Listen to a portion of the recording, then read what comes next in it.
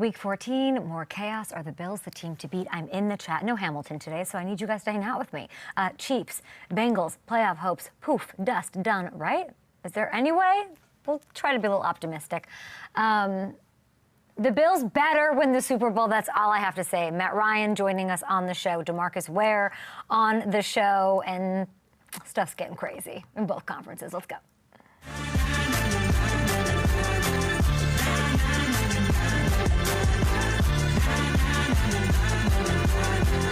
Oh boy, I watched every single game yesterday. I sat on my little couch. I had my soup season going. I was drinking peppermint tea, living my best life and enjoying very much the action. Looking at the chat this morning, guys, please subscribe to the YouTube. It's at Up and Adam Show. Lots going on. I'm going to miss the Hammer Day. I have no Matt Hamilton, so you guys are hanging out with me. KC is done. Well, it's not because of Patrick Mahomes. The defense looked good. Chris Jones looked good, finally. Wanted more from him. Lots of drops. Not the receiving core. I have Notre Dame talk in the chat. We will get to that. You know who went to BC is Matt Ryan. He's on the program. I'm sure he's got lots to say about Notre Dame. Hopefully he eviscerates them just for the news bite here.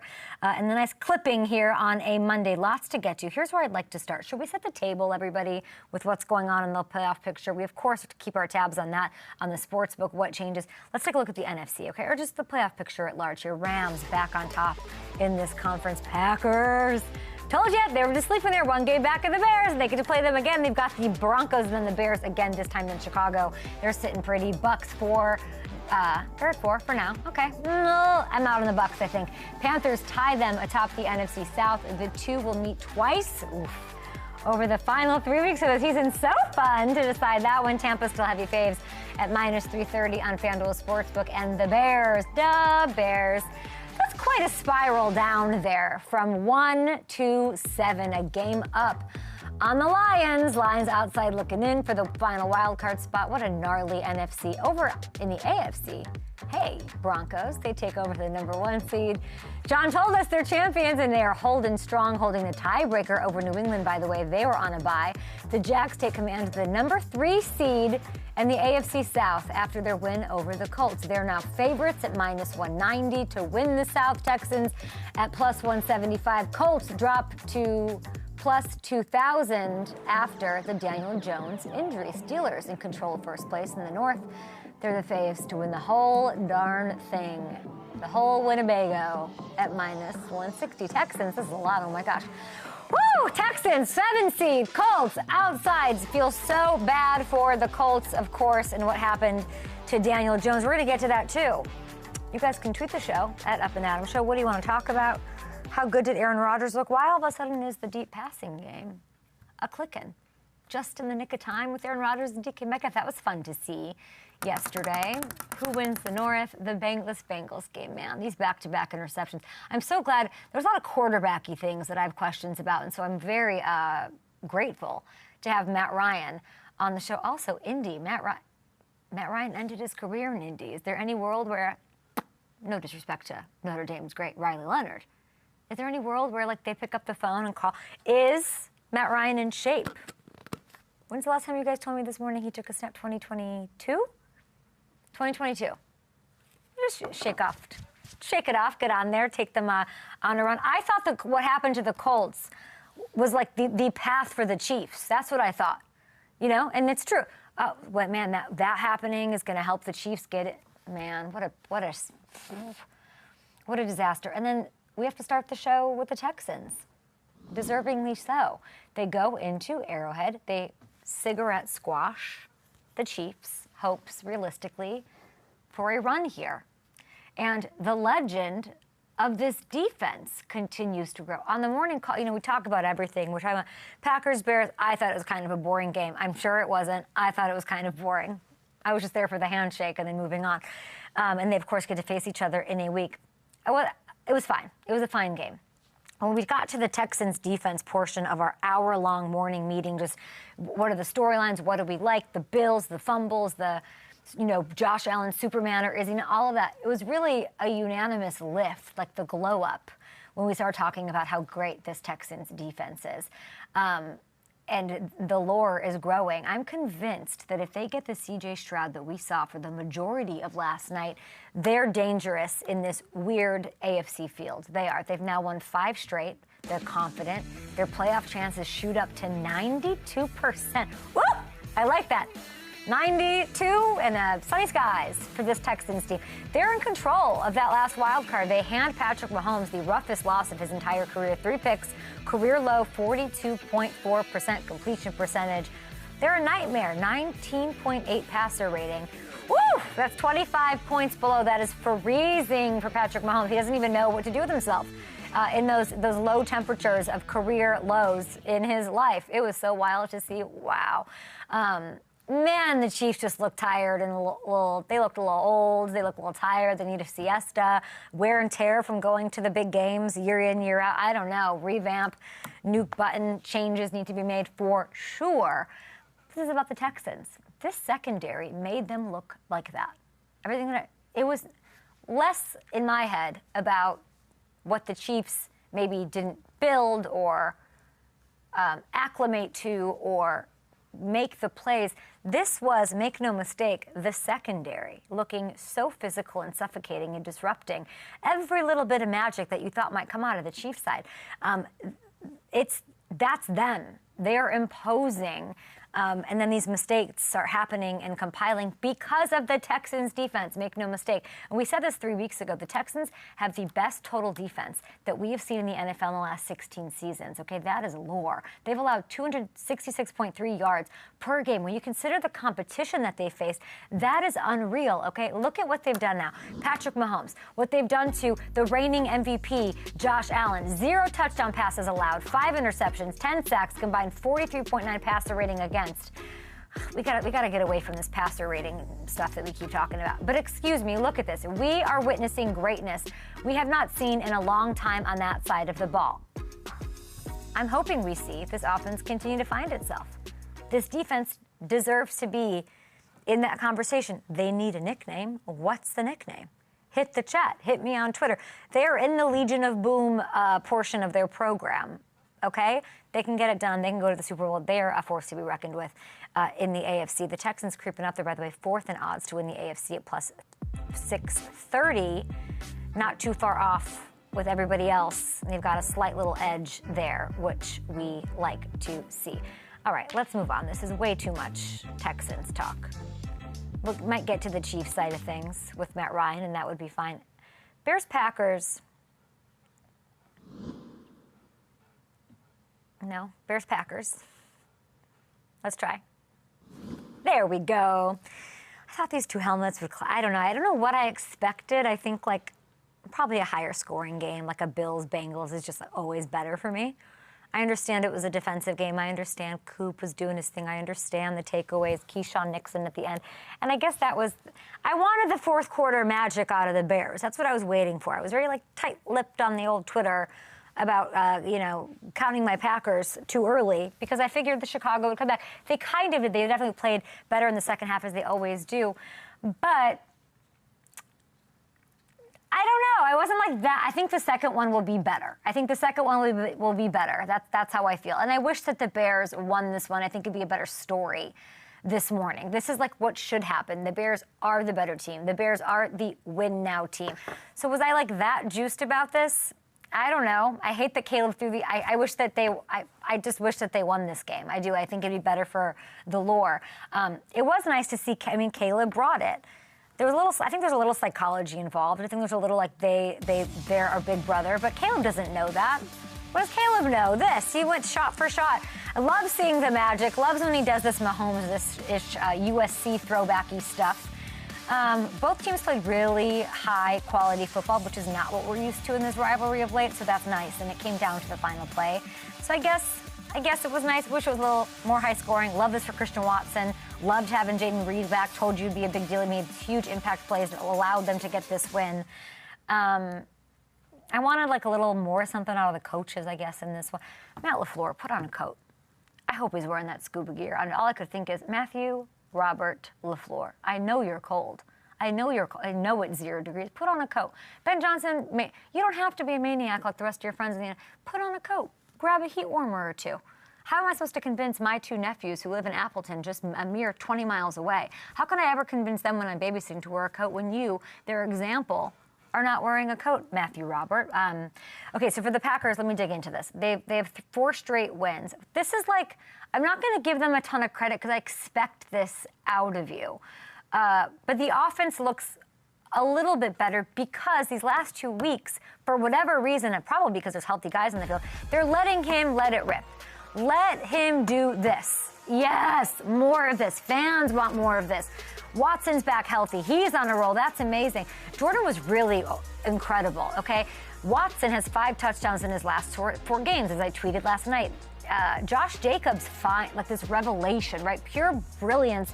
Doing what he's supposed to do every game. Close it out on the final drive. Drive in, drive out. They did everything that they wanted to. And I do think it's health. It's the first time that we've had Reed and Watson available together all season, and it's week 14. That's crazy, and it's all happening at the right time for them. They could win the Super Bowl like this. And we all know that. Do they have the best defense in the North? Yes. In the entire NFC? Just saying. The receiver room is sort of built not to have this one, we have Matt Ryan on. I was thinking about it yesterday. He always had Roddy or Julio, the one guy. That guy was Tucker Kraft. They've been able to do this without Tucker Kraft, and they have these other receivers, and it's built to execute off of each other.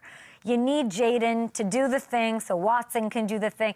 It works when they're out there, and I give LaFleur a lot of credit for making this thing run and getting to where they are right now without having really those guys together. He's sort of been figuring it out. So, yeah, and you can do that when you have a great defense, and that's what it's all predicated on each other, which freaks me out a little bit, but it's working, and it's working right now. You can go one of 2 ways with this. Approach 1 is let's just not lose the game on offense. We don't need to take a lot of risks to win with this defense, and we kind of saw that, I think, from the Packers earlier this year when they weren't as healthy. And then approach 2 is like, let's take our chances and not be afraid of making mistakes because the defense can bail us out. And I do think that that's the approach we're seeing the last 2 weeks, and the results speak for themselves. Over the last 2 weeks, the Packers have gone from middle of the pack when it comes to throwing the ball downfield to number 1 in the NFL. They're throwing 4 yards deeper downfield per attempt. The amount of 20-plus yard throws has doubled. And that's where I like my Jordan Love, okay? The Packers play like this in the playoffs. Who's beating them? The Rams, maybe? Oh. The Rams are too perfect. It's like annoying to watch.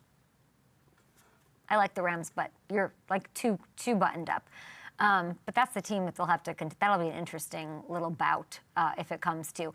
And the Packers have moved into second best odds as of this morning. If you care about FanDuel Sportsbook, and you might. We're going to take a break here because I just said too many words, and I'm sick of hearing my voice. So instead, we'll bring in Demarcus Ware, a Hall of Famer. Matt Ryan's on the show as well because what you say matters. And gosh, I'm really sick of my voice.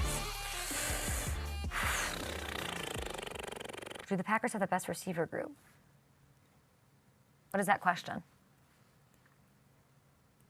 Do the Packers have the best receiver group is our question in our chat. Why? Best receiver group of what? Don't get that. Don't think that's, can we change the question?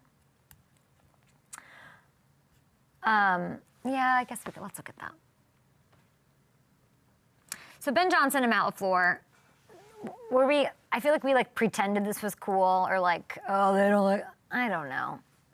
I thought we were trying to make something out of nothing. Good for Matt LaFleur. He was very fun to watch. We don't have to show it again. I think 9 times is good.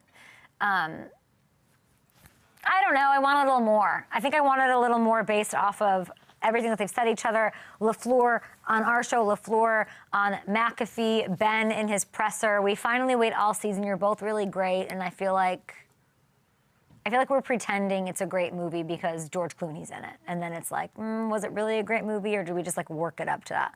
I don't know. I want more. I want more in round 2. Do you guys agree? Do you not agree? I think everyone might be, the interception at the end. I don't know. I wanted the Bears to win. I thought it would make it much more interesting. If the Bears win the second one, do I really? I don't know. This is the one that I wanted. Them on the road saying, F you, you're not our big brother. And Packers fans, I know you're freaking out this morning about me saying this. Duval looks good. Liam Cohen, I'm happy for Matt LaFleur, but also, like, Matt, I expect this from you. I'm not, like, giving the attaboys to the Packers that you might think I'd be giving, because this is just like, put your head down, go in a Super Bowl now. What's stopping you? I don't mind George Clooney. I don't know why I said George Clooney. I don't know why I said that. But Liam Cohen, that's like, you can hang your hat on that. That's like so fun to cheer for with what they're able to do. Of course, like this Colts thing is just upsetting. How about the Broncos? Oh, man. I haven't heard from Chargers fans in a while. That's all I'll say. And I love the Chargers, but Bo looks pretty good. Bo to Sutton. Rinse and repeat.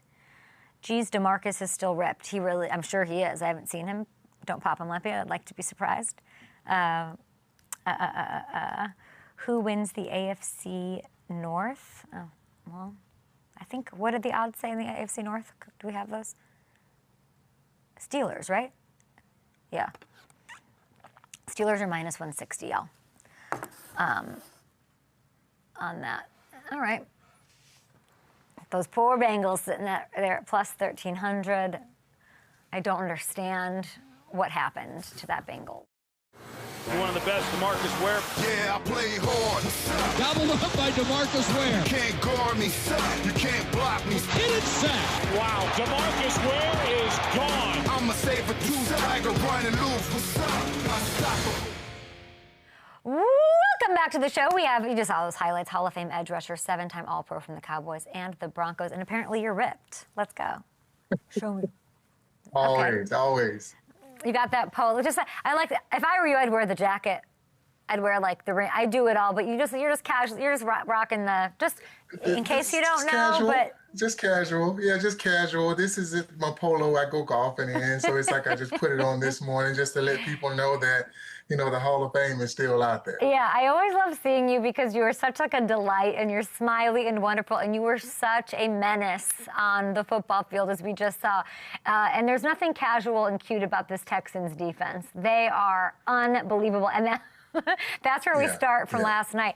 I've never seen Mahomes look so uncomfortable. When you're watching, what did you see? You know what? I saw, him being uncomfortable from a pressure standpoint. I'm talking about the interior guys. Like, they were not letting him, get up in the pocket. They were, really messing up his timing, as I saw. They were creating a lot of interceptions from that pressure. But two guys that I was really like looking at is those young guys was Hunter and Anderson. They were like, both. I think they're almost like top 10 right now in sacks, and the way that their defense is playing and getting so much pressure, they're playing lights out. Who's the best defense in the business right now? Is it Texans or is it Broncos?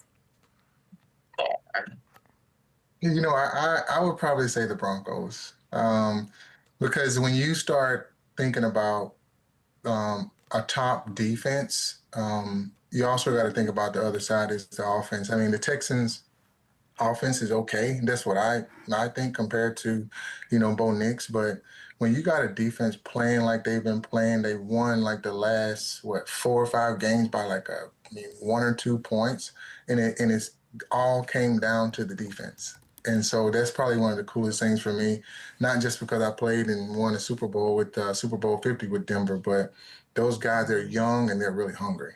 There's something that reminds you of your defense from back then to this one? Yeah, the way that they play, they make mistakes, but the tackles for losses, the pressures that they get, they're on the field. Like, I think it was 6 games that year when we won Super Bowl 50.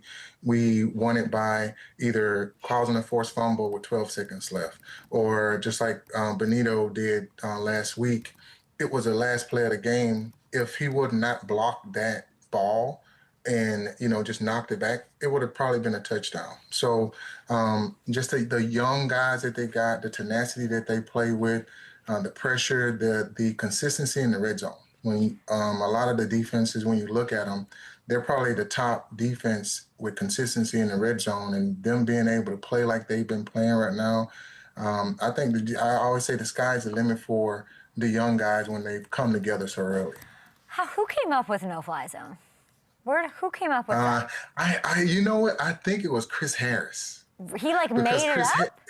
Yes, because he was like, dude, they're not going to pass the ball. We're going to make sure that you guys are you're able to have more time with pressure. And I mean, the first time he got an interception, I remember he would like fly like this. He would have his arms out, and so everybody would watch it. Huh. And so then I see a Talib doing it, I see Stu doing it, I see TJ doing it, and it was like, dog, we just gonna call it the no-fly zone because every single game in Denver, you get either like F-15s or like bombers go over the stadium right before the stadium starts, and it sort of like puts everything in context of you got the flyover, and you start thinking about the no-fly zone that we had with Super Bowl 50 with those guys.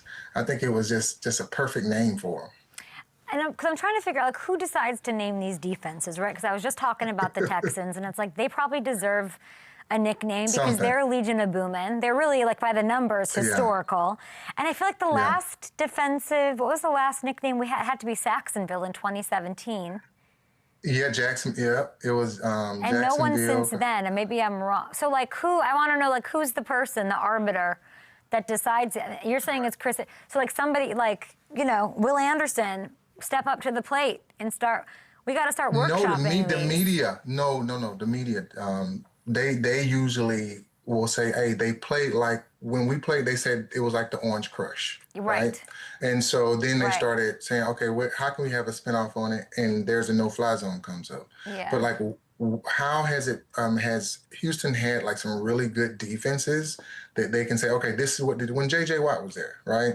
And what was their name compared to, like, I don't know exactly what they would call them, you know, after that right now, but they got to have some name. Broncos. So out of all the defenses, the one that this year deserves one is, you're saying, Broncos over Texans. I would say the Broncos. I would say the Broncos over the Texans, for sure. Because the thing is, I'm going to see them later in the season. I feel like I'm going to see them later in the season. You know what? I'm watching this. I'm watching this game. And all I keep thinking, and I can ask you about Benito, and that's the low-hanging fruit here for sure. But all I'm thinking is, DeMarcus, get Max out of there. That's what I'm thinking. And Nick Benito, after the game, had such beautiful things to say about Max Crosby and another loss. And he, you know, Max is like, when you're watching that, what is it that you want to say to Max, or like what, like?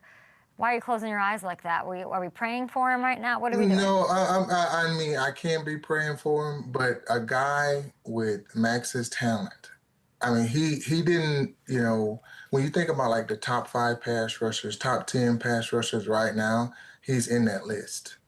But the thing is, his record's not showing that. I mean, his production isn't, because every single game they're down, they're not playing well, but he's still doing what he can do. And for Max, if he can probably get out of the Raiders and go somewhere, I don't know exactly where he would go. I think that would be great for him. But he wouldn't go before. He wouldn't even go before. He's like, there's loyalty, and then there's like. I know.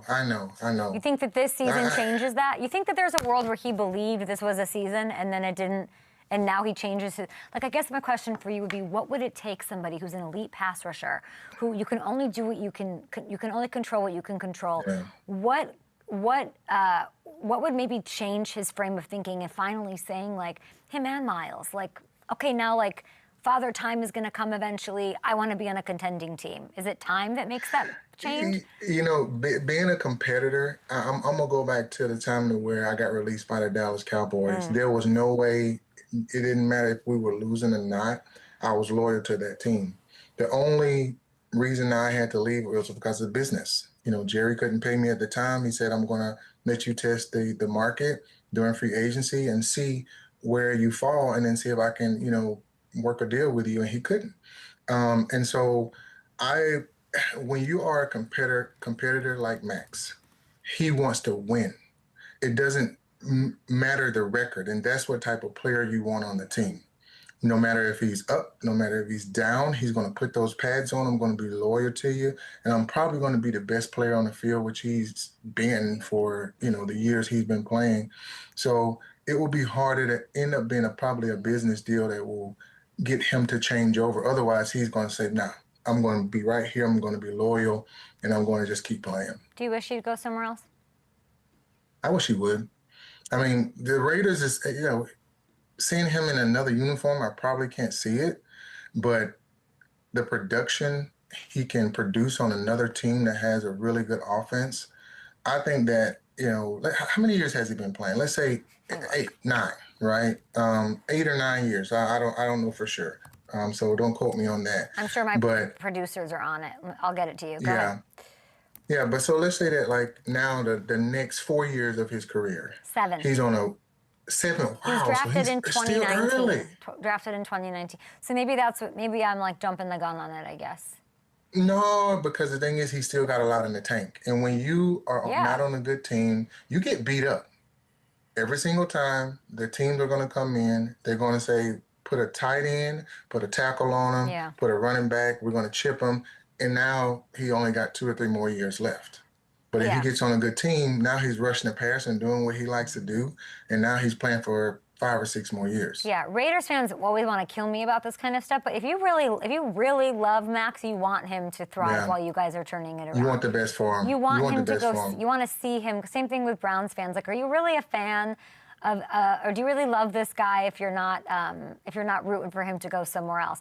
I will ask you quickly on Benito, and then I want to get to your freaking Cowboys who are ruining it for everybody.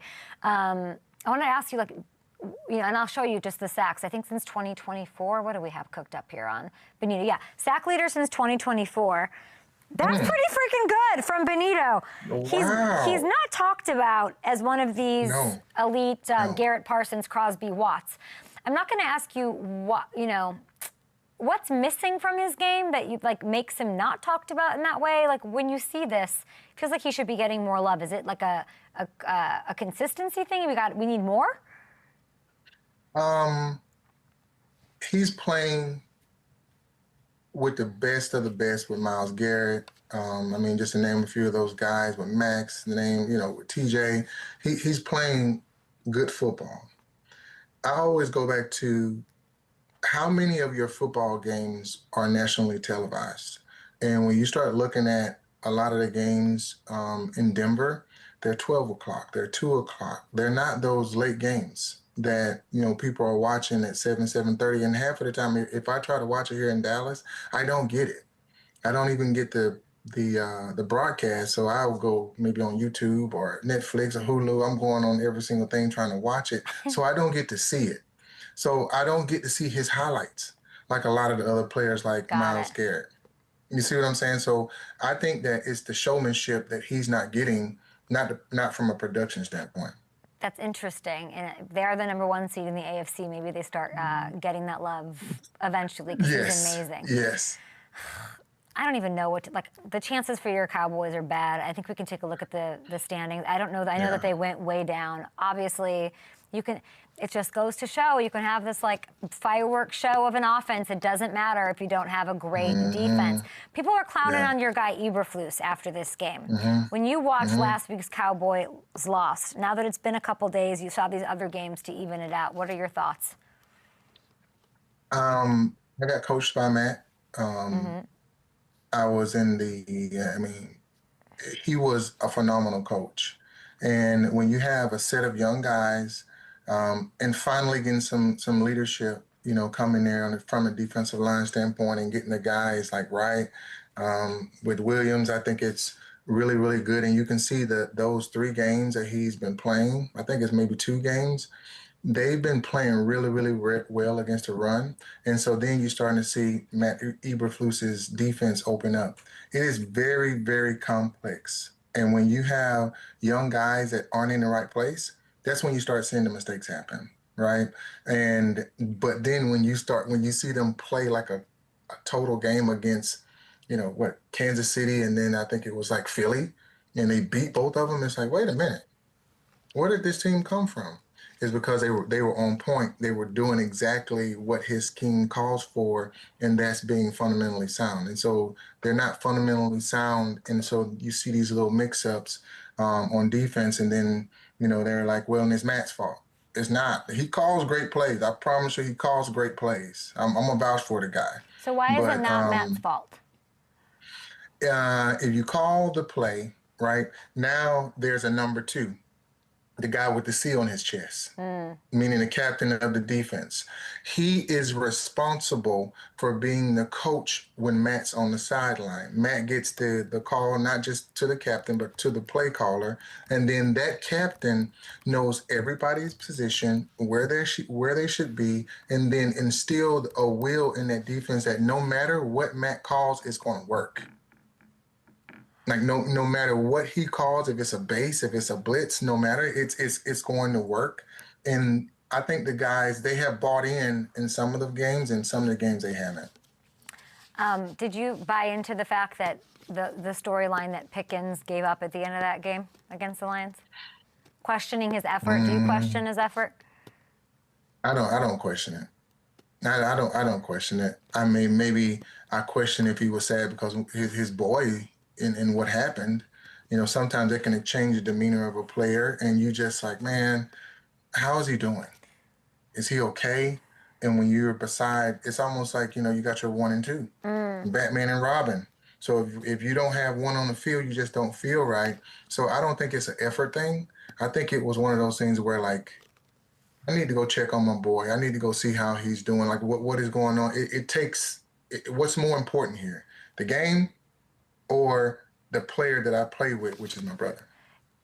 Is Jerry going to extend him? Should he? How much? Like, what should that look like? Oh yeah. Well, you guys have a lot of defensive holes. I'm hearing. So I don't know. 6-6-1. I just think all the money should probably go to that side of the ball. Or what do you think? Okay, you convince me. I don't. No, I don't know. I'm just saying. Yeah. We got holes, Jerry. We got ants, Jerry. we got to bring some more rushers in. We do. We got to bring some more rushers in to take the place of Micah. The interior linebackers and cornerbacks. The front seven always has to be solidified, but the corners, we gotta get that dialed in, because there's just too many deep passes, too many times where guys aren't where they need to be. Now I don't know exactly why, but there needs to be leadership starting, I think, from the free safety position, going back there, and then start pressing up. So now you got somebody that's looking from the backside, looking at everybody else, that's controlling everything, that can, get everybody in line. We're going to take a short break here. We appreciate you, of course, for all of your amazing analysis and just being the Hall of Fame human you so that you much. are. Appreciate you. By the way, we got Matt Ryan coming on. Remember sacking him? I just looked it up. Yeah, probably about 6 or 7 times, but I don't think he remembers. Was it 6 or 7? Matt, we're in commercial break now. Probably 2 or 3. Matt, how many times did Demarcus get his hands on you? Get out of here. I'm seeing 1 in 2012. Was there more than that, Matt? I remember him hitting me square in the back in 2012. That's it was the one bad. I You can see. look this one up. We Week let 9. him come in unblocked. Bad Sure by me did. setting that protection. But I think my back still feels it. What do you want to say, Listen, man, Demarcus? Listen, I'm sorry. Yeah. All right. When I had the pads on, I was not. But right now, as we're talking man to man, I'm sorry that I had to do that. But you probably scored about 3 or 4 touchdowns after that too. Now, like, you probably won the game too that I had that sack on. So you're I balling think like we that now. won. That's the cost Exactly. of doing business, See, man. That's the cost right, of doing right. business. Exactly. right. That's exactly what it was. Demarcus, do you want to send him like a gift card to Massage Envy? You want to send him one of those heaters, one of those like I'm TikTok actually shop? probably send him like maybe one of those hypervolts for his back. All right, and maybe something for his arm.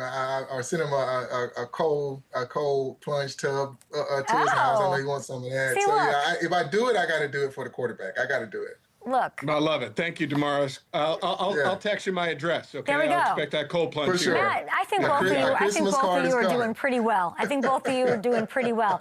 We will have Matt Ryan on the show. By the way, Matt's full of Ensure Max protein. He doesn't need any help with any wellness stuff. Recording We'll in be progress. back. We will be back right after this. Bye, Demarcus. All right, peace. What was that? Recording in progress. What was that? Did you hear that? Oh, hello, Ensure. Okay, great. Should we start with Matt in break? Are you sure? Did we know that play happened? Did we try to, did I miss that in the meeting? We didn't talk about it. The fact that Demarcus probably played him, we didn't talk about that, right? If I missed that, sorry. Okay. Cal, we definitely should have. Great. So then maybe like, yeah, thanks for trying to pull it. That would have been great. Chris is texting me the Week 9 Falcons. Falcons 1 thing. Okay, cool. I was just in and out from my ivory tower, so I don't know if you guys mentioned it and I should have gone to it or not.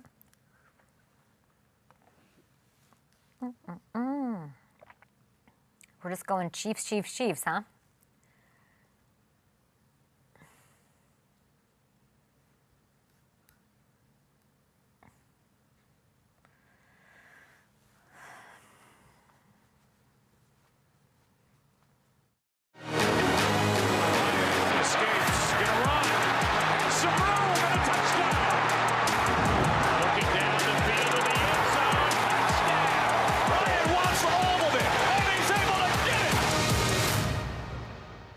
Falcons legend, all-pro quarterback. I famously sat next to his parents with the night he got his 2016 NFL MVP. He was not there. Me and Peter Schrager were. We can see you on NFL Today on CBS, and you're here on behalf of Ensure Max Protein and a 42-gram protein shake that I cannot wait to learn about and incorporate into my muscle-building season. But I got to get into last night. There's nothing like Monday morning quarterbacking with Matt Ryan. Let's go do this.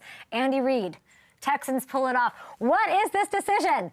Going for it on 4th and 1, on his own 31, 10:27 to go. Chiefs miss it, leads to the go-ahead touchdown. What is happening here? Yeah, listen, I immediately, now having sit next to Coach Cowher for the last 2 years, my mind cannot go anywhere other than watching him react to this sitting on his couch with a drink or whatever, just rolling, saying, Andy, what are we doing? Punt the football, play some defense, try and play some field position. I don't know, you know, the league has gotten more aggressive, and I know the analytics say to go in certain situations, but the field position, the way that game was shaken out, what they were doing defensively in the second half too. You know, I'm sure Andy is kicking himself today, you know, but it was a head scratcher. Their whole season's a head-scratcher. Their decision-making last night, a head-scratcher. They're not addressing the run game, a head-scratcher. The drops are so crazy. When you're looking at these 2025 Chiefs, what is the one takeaway that they're going to take from this season that they need to change or build on, or what sticks with you? They're inconsistent. They're an inconsistent football team, and they make explosive plays in the pass game. They have some explosive plays, but they don't make the consistent routine in rhythm plays over and over and over. Like this one right here, we see it 3rd and 2. We've got a little flat route. We've got to do it. Right. Everything seems to be off schedule. And they've been inconsistent catching the football the entire season. I mean, this wasn't like a one-off last night. And in Travis's defense, that ball's a little bit behind too. Difficult catch on the back, you know, back hip, and you know, goes off. But they have been inconsistent. And so, you know, I think if Andy's looking at this, I think they're going to evaluate, number one, is it the players? Is it how we're doing things? He's one of the best in the world in any sport of being able to clean those things up. But it's an issue across the board, whether it's running the football inconsistently, throwing the football in rhythm inconsistently, accuracy with the football drops. It's just one thing after another.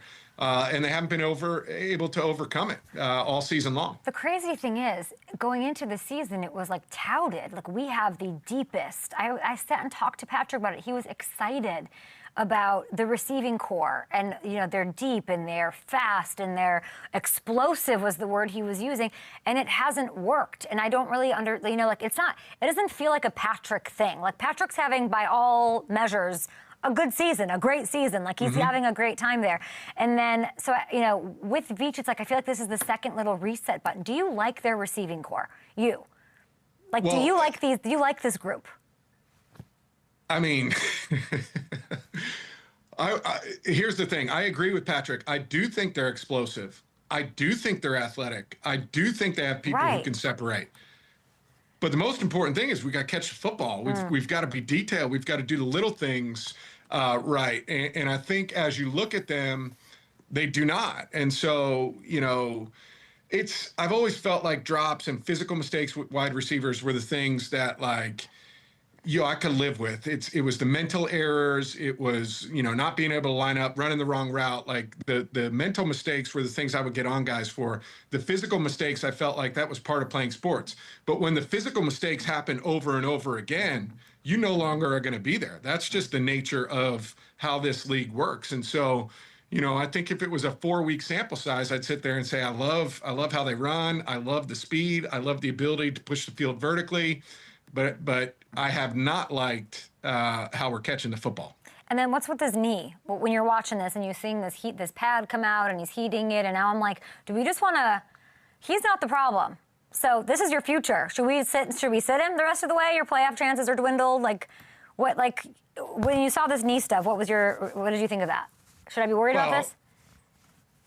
I mean, listen, I've been there. I've been there playing through different things at different times where, you have this mindset as a player that no matter what, I'm going to be out there with the guys and we're going to fight together. And that's one of the things. I think Patrick's toughness and his mindset, we talk about all of it, his greatness, his competitiveness, his ability to throw the football, to extend plays, to run, and they're all elite. But his toughness and his leadership to me is just as significant. And there's no way you're getting him off the field. There, we can sit here and say whatever we want. He's not coming off the field, and that's why he is who he is. And so good luck having that. You maybe have him on, ask him about that. Yeah. Let me know how that goes. Hey, why don't you take a rest the rest of the season? Yeah, it's not going to go great.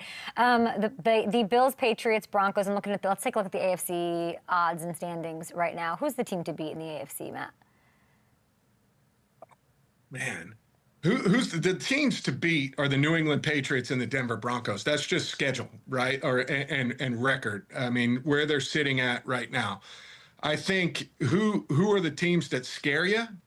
I think Buffalo. And listen, they've got a host of issues on the defensive side of the ball. They've got issues on the offensive side of the ball. I just feel like as you look at that list of teams, though, Josh Allen is the guy that I feel like of any of those teams can put the rest of that group on his back like he did yesterday. Right. Whether that's running the football or making plays, scrambling and throwing the football. I just think he is the X factor in the AFC. The other team that scares me, and we've sat here and talked about the Chiefs for the last 5 minutes. Sorry. The Texans scared. I mean, you like them? I like them. Yeah. And listen, I think their defense shows up in the playoffs. 100%. For sure. And I think C.J. Stroud has enough gamer and competitor in him. The right times. At the right times. And so even last year, his best game, he played the best in the playoffs. He played better in the playoffs than he did the entire regular season. And I think there's certain guys who we've seen it from guys like Eli Manning or Joe Flacco or different guys that get on these heater in the playoffs and just know how to do it. And they're usually supported by pretty good defenses. I feel like the Texans feel like one of those kind of teams. We just showed you the odds there. The Steelers aren't even freaking on. By the way, the pesky Patriots, I'm sure you're happy. But the Ravens are still on there. The Ravens are on there, and the Steelers are not. Yeah. What did you think when you saw Aaron rush it in yesterday and say, I've still got it? He's he says, OG, I'm an OG. I love this for him. He aired it out yesterday. Why is this clicking all of a sudden, this deep ball with him? What did you see change? Well, I think he's drinking his Ensure Max 42 grams of protein. Let's go, Matt! He's 42 years old, right? And so he's out there. Obviously, this man knows, how to take care of his body and how to keep that muscle mass up. So that's what I think. I think he's probably drinking his protein shakes, drinking his Ensure Max, and making sure that he's taking care of himself. But it was his best performance. It was his best performance of the year. It was the best performance as a Steeler. And they needed it. The deep ball, his go routes that he threw to DK yesterday were some of the best I've seen of anyone this season. And they looked vintage Rodgers, taking the air out of the football. They weren't big high shots. They were line drives that hit right in the perfect spot. I thought he played outstanding yesterday. Do you trust them more than the Ravens? I'm not sure I trust anybody in the AFC North. Nobody in the North. I think there's a lot of teams that I trust in some of the other divisions, probably more so than those two. By the way, the Ensure stuff, no joke. Ensure Max Protein, 42 grams is absolutely crazy. And it's built for physically active adults over the age of 40. Aaron Rodgers. It's a new shake. Does it taste good? Tell me about this. It does taste Sounds too good. good to be true. It does taste good. It tastes really good. And listen, I'm 40, so I feel like Mike Gundy. I'm a man. I'm 40, but I am 40, and the stats are in. You know, each decade after 40, you lose 8% of your muscle mass if you're not careful about it. And so I think, you know, it's a great way. I'm active. I thought I had a ton of fun. They can check out, you know, my Instagram to see this post. I thought we had fun with it. So cute. Really enjoyed it. But I believe in this, Kay. I believe in this. Like, I do believe in we're halfway home, right? And so let's not, you know, let's do everything we can to make the second half as good or if not better than the first half, right? Matt, I was like, what are you saying? Like, we're halfway home, like midlife? We are midlife. I am midlife. I'm 40 years old. We got, so, you know, the key is let's make this second half just as good. It's so true. 42 grams. It's a protein shake. You've been drinking them. We see it all over Instagram. It sounds incredible. I'm honestly going to work it in. 42 grams is, it's hard. It's hard for me to get protein. It's so hard. It is like who knew that that it would become like the hardest thing of my day to be like, shit, did I get enough protein today? Honestly, it's like 100%. It's so stupid, but it's so important. I always feel better after I have a ton of it. So I think it's really good in support to like what you're doing with your diet. I think it's an easy way to hit your numbers, right? Is to finish one of these drinks in addition to, you know, trying to prioritize that in other spaces. And so for me, it's a perfect way to do it. Yeah. I'm a post-workout guy, always, you know, the protein shake, the Ensure Max. Matt, and so, yeah. You look pretty good. Listen, you look Thank great. you. You look Yes. great. I think you're drinking all this stuff for a reason, okay? If Chris Ballard gave you a call, okay, do you have a playoff run in you, Mr. Ensure 42-gram protein shake man? I do not. I do not have a playoff run in me. And Kay, I'm pretty sure Chris Ballard is not calling me. Did it end? It ended poorly? No. Oh, okay. I have a great relationship with Chris. I have a great relationship with Chris. I don't know. They need somebody. Everybody. I mean, the Daniel Jones thing. And honestly, it was awful. When you see this, it's like the worst thing that could possibly happen. You know, an Achilles injury, out for the season, heading into free agency. You gotta hope he showed enough for the Colts to give him an extension. Do you think he earned one? I think his play, yeah, for sure. You know, I thought he played really, really well. It's such a hard question because you understand the Colts side of it too, right? And you know, trying to, you know, ensure long term and you know, make sure that, you know, I don't know how this will shake out, but I always view it from my player's perspective and I was sitting next to Nate Burleson yesterday as we're watching it, and yeah, me and Nate, both of us, you know, in addition to coaching JB, but we're both just crushed watching it. He's the absolute best. I know you have to go. Thank you for hanging out with us on behalf of Ensure. I got to ask you, you're a BC guy. This Notre Dame thing. Any thoughts, really quick? Buzzer as you leave. Doesn't break my heart. Did they take their ball and go home? I don't know enough. What do you think? Oh, I thought you were asking me about the playoff. You're talking about them not accepting a bowl bid? Any little thing you think about them, I'd like to know. Just because I'm not a college girly, but BC, Notre Dame, I know they're in each other's orbits. Yeah, I was probably smiling just like this. Okay, because of Notre Dame and all of that, and because of Ensure and what it's done for you. Right. Follow it on all social platforms at Ensure, and you can get more info on the not only effective but delicious cheat code to protein, the new 42-gram protein shake. Appreciate you. By the way, you're undefeated against Notre Dame in your college career. I'll remind everyone, 2-0, Matt Ryan. We'll be back after this. Yeah, he's smiling about the playoff. Yeah, I don't know enough about the Notre Dame stuff, but I think it's absolute emotional nonsense. Everyone is so... The more I learn about college football, the more I understand it is just, like, nutty emotional heartstrings. Like, that is the game. That is the whole business, is based on, like, the WWE-ification of something. That's what it feels like. Hold on. Like, it is so dramatic. The histrionics are at an all-time high. No protein on desserts menu. Protein is I think it's like on trend, obviously. I have not tried the whatever this is of protein. Do not ever secret menu that. Kat, have you tried it? The protein foam or whatever? Sounds sketchy. But 42 grams of protein would be, you drink one of those, you're good, no matter what happens during the day. Okay. Why was he saying Chris Ballard wouldn't call him? Like he's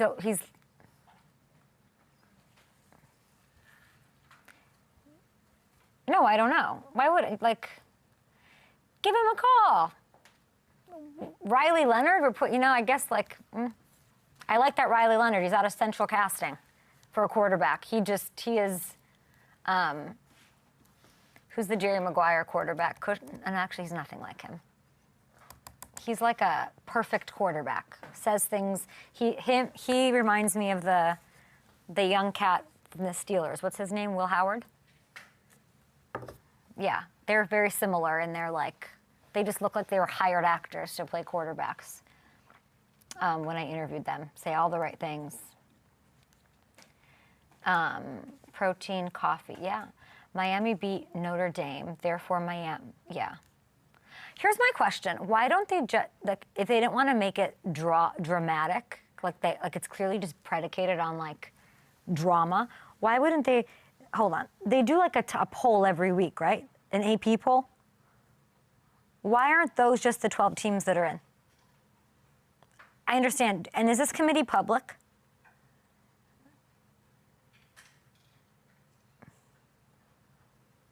It just seems like the cleanest way to do it would be to take the top 12 teams, no? Every week they're collabing on who the top 12 teams are, right? Who decides that ranking? Just the writers? Oh. I got it. So they have nothing to do with those weekly. 25 today, 2 touchdowns, no picks. He's pressured. He's got a ton of room. There goes Josh Allen through the snow into the end zone. Touchdown Bills, 40 yards. That is what every football game should be. High scoring, little snow, pound for pound, great quarterback play versus great, all the adversity, 2 of the best to do it. That is what football should be. I am Devo for these Bengals and their fans. I don't know what happened when Joe Burrow blacked out for back-to-back plays. I do know Christian Benford came on our show, and that is a absolute stud performance coming off a stud performance that got our interest and said, can we please talk to Christian Bedford? He came on our show, was cool as a cucumber, works hard, puts his head down. That's the vibe I'm getting from every Bills player to join our airwaves on this very show. Nobody is sticking out. We've talked to everybody. Everybody is putting their heads down. It is the most unselfish group of people that do have to somehow be okay with everyone saying Josh Allen put the whole team on his shoulder and did all these things. I hate that narrative because I do think it's a team game. I think the team showed up. I think those two turnovers, one of them took some work by the defense. And I know James Cook had a couple fumble-rooskies and all of that, but team win, beautiful win. And they have to be unselfish. And their unselfishness better cash into a Super Bowl win. That's how I feel. And you really can't be better than Josh Allen because you can say, oh, it's the snow, it's going to get to you eventually, like what happened with Joe Burrow. Not for him. I mean, the margin for error on a few of these scores, razor thin. Oh, my gosh. Look at that.